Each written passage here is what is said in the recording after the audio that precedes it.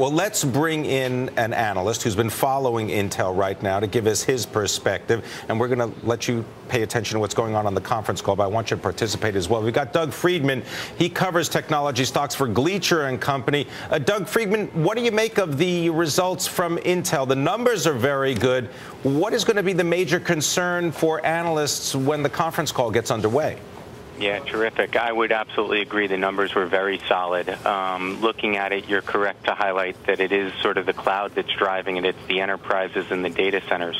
What people are going to want to hear on the conference call is the guidance that was given includes an extra week of sales. We're going to really want to know how much that extra week is impacting the revenue number, as well as how much the ramp of their new product, codenamed Sandy Bridge, is going to have on the revenue line. What did you mean when you say that there's going to be an extra week of sales? Everyone was modeling 13 weeks for the next quarter, when in fact they're going to be 14 weeks, right? That is correct. There were, I wouldn't say everyone, I would say it was probably fairly mixed. Some of us included the 14th week and others won't. So there's a lot of moving pieces in Intel right now, a little bit more than normal. So we have the fact that they've made two recent acquisitions that have not yet closed, that being Infineon's wireless business and McAfee's security software business, as well as the fact that during Q1 and Q2, they are bringing up their next process node. We refer to that as 22-nanometer process node. And then add to that the two things that we just discussed, the new product ramp and the fact that we have an extra week.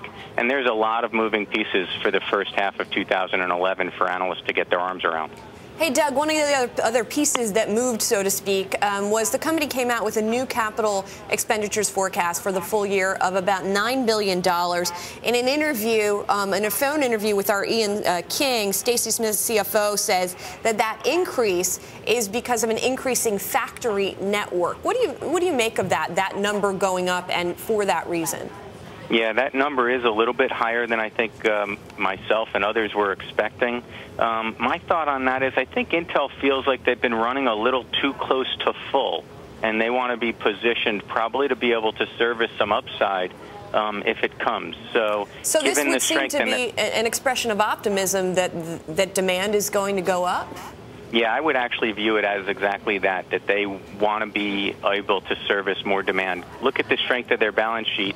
There really is the ability for them to spend what I would call maybe about an extra $2 billion this year. What about any increase in the dividend? Quite possible. They've had a history of raising it. They raise it once a year. It's likely that they raise it again at the end of the year. All right, Doug Freedman, Gleacher & Co.